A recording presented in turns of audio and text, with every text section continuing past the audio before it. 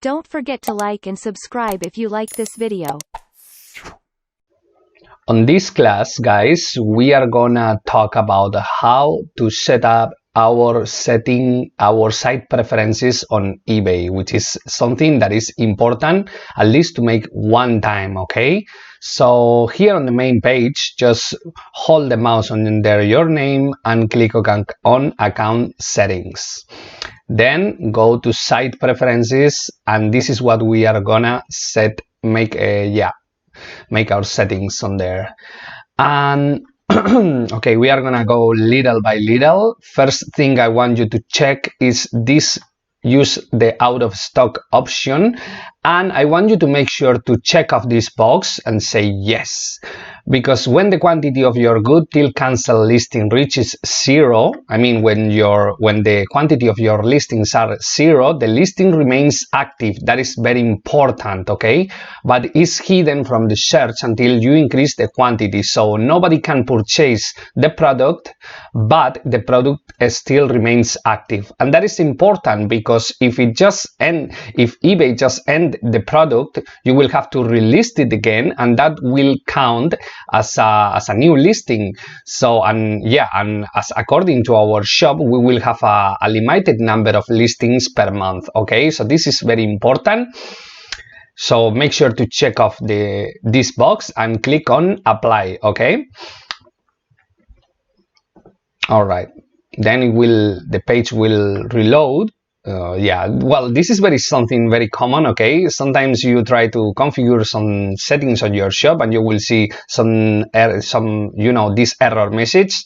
Nothing is wrong, just go back, okay, and it will be fine. It just happens a lot.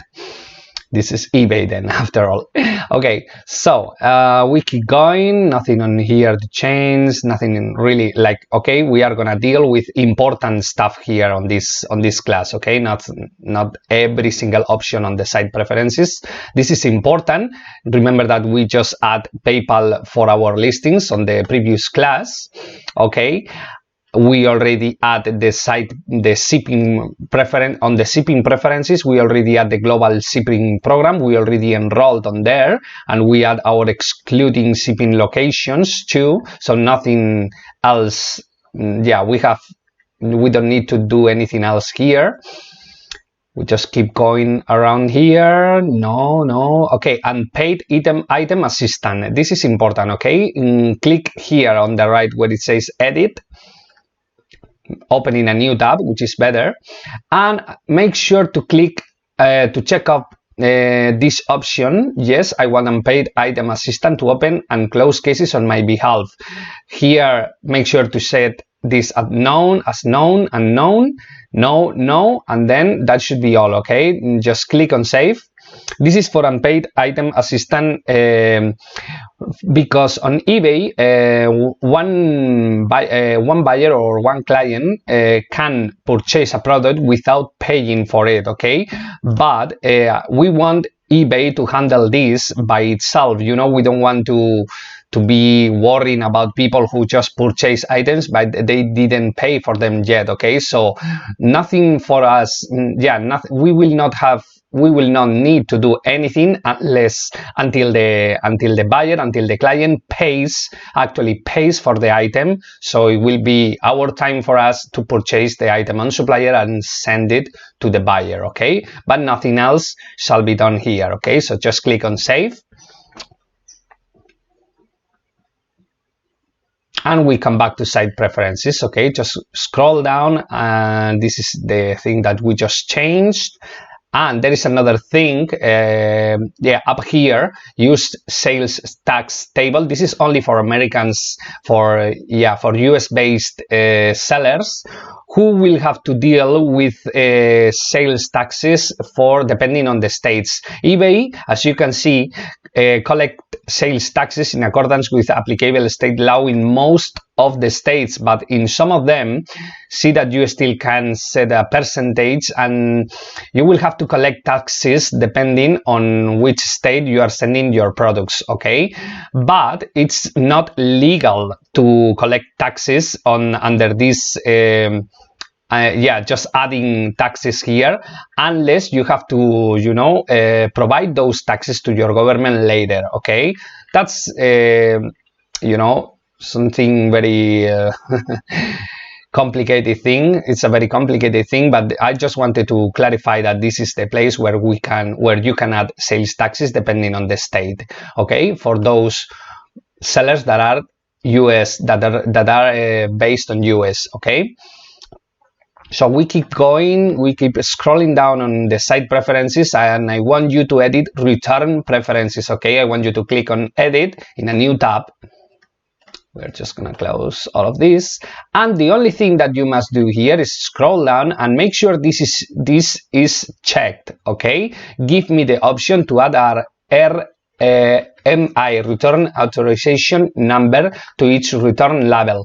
This allows us some time when a client wants to return an item. Okay, this allows us some time to go to the supplier and to be able to print a free return label on the supplier, a return label that we will give to the client in order to return the item.